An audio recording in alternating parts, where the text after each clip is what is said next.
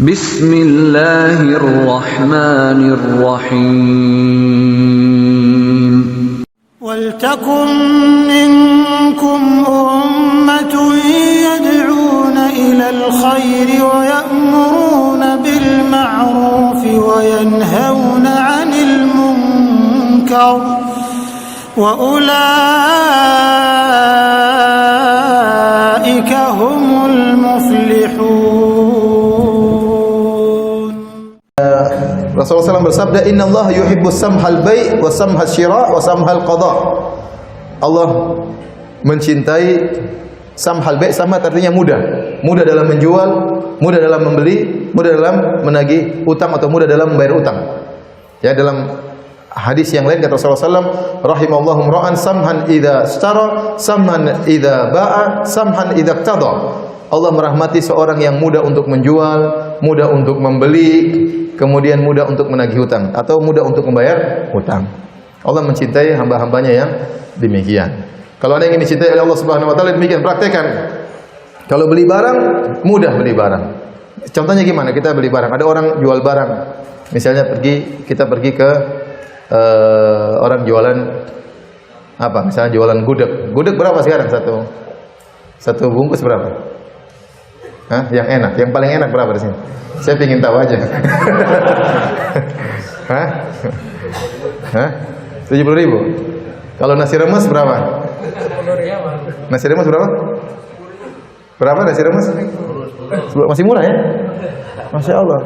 Dulu saya 800. Itu zaman kuliah dulu.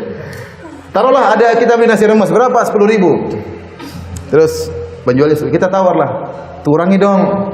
Ya udah 9.000. Kalau kita merasa nggak merugikan kita, ya beli aja. Ya, mudah untuk membeli. Jangan kita nawarnya ngawur 10.000, 3.000 ya. Ngawur 3.000 batokmu ini telur aja berapa? Raimu dasmu semua keluar.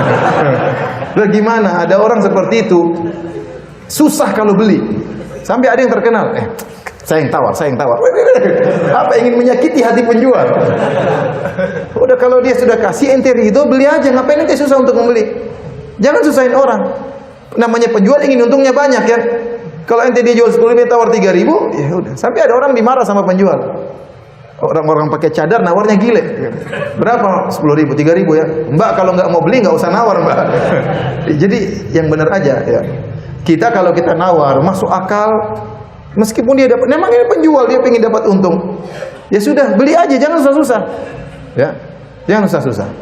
Jadi samhan idza syara, mudah untuk membeli. Ente antum dicintai oleh Allah kalau antum punya sifat seperti ini. Samhan idza ba'a, sama, mudah untuk menjual. Kalau jual barang kita jual 100.000, ada yang tawar misalnya 80.000, kalau menurut kita sudah dapat untung jual aja. Ngapain kita tahan-tahan? Ya.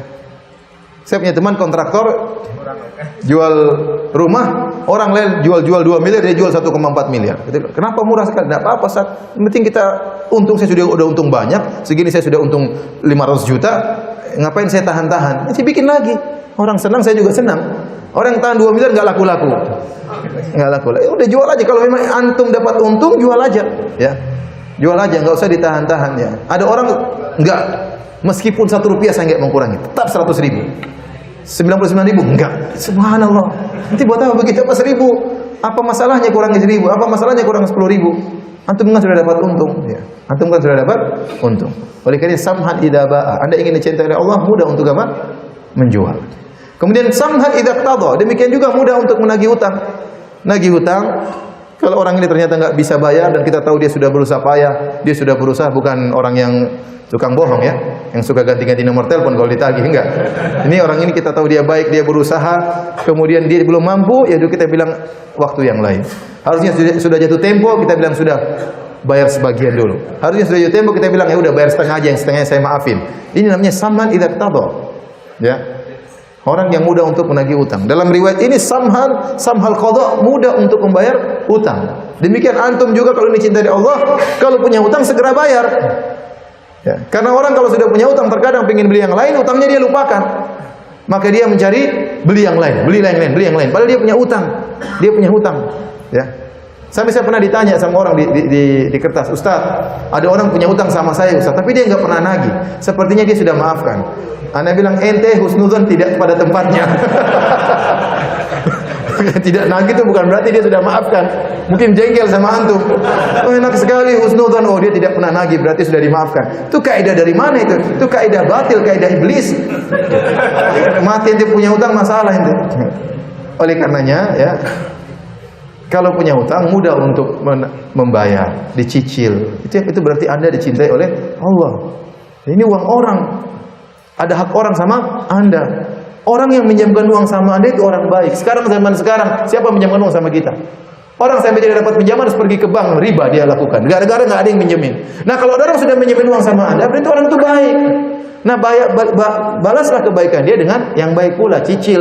Jangan malah kabur, ganti nomor telepon ya, dan yang lainnya.